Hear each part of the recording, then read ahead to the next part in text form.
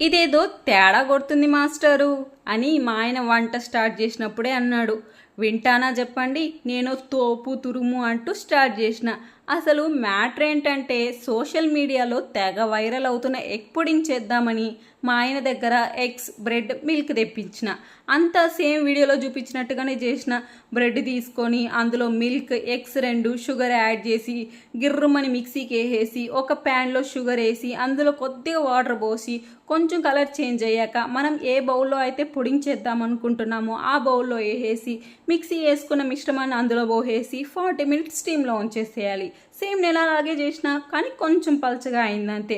Cake shape సరిగ్గా రాలేదు. దాన్ని మా ఆయన చూసేసి నాకొద్దంటూ వెళ్ళిపోయాడు.